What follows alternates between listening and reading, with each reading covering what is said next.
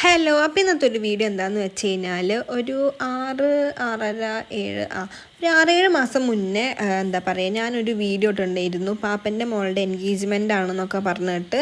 അപ്പോൾ നീണ്ട 6 മാസത്തെ കാത്തിരിപ്പിനൊടുവിൽ അവളുടെ കല്യാണമായിരിക്കുന്നു ഗൈസ്. മെയ് 10 ആയിരുന്നു കല്യാണം. നമ്മൾ തലേദിവസം തന്നെ വന്നിട്ടുണ്ടായിരുന്നു. തലേദിവസം നമ്മൾ വളരെ നേരത്തെ എത്തിയത് കൊണ്ട് നമുക്ക് തലേദിവസത്തെ പരിപാടികളൊന്നും വീഡിയോ എടുക്കാൻ പറ്റിയില്ല. പക്ഷേ രാത്രി എന്തോ ഒരു ഡാൻസിൻ്റെ എന്തോ ചുമ്മാ കുറച്ച് വീഡിയോ ഒക്കെ ഉണ്ട്. അപ്പം അതൊക്കെ ഞാൻ നോക്കിയിട്ടുണ്ട് കേട്ടോ.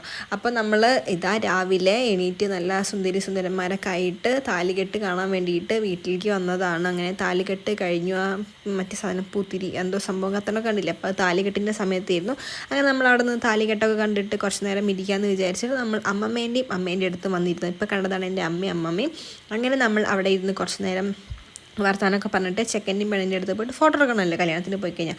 അങ്ങനെ നമ്മൾ കല്യാണത്തിന് പോയിട്ട് അവരുടെ അടുത്ത് പോയിട്ട് ഫോട്ടോ എടുക്കുകയാണ്. അങ്ങനെ ആ ഫോട്ടോ സെഷനൊക്കെ കഴിഞ്ഞ് നമ്മൾ തൊട്ടപ്പുറത്ത് തന്നെ വേറൊരു ചെറിയൊരു നല്ലൊരു വീടുണ്ടായിരുന്നു.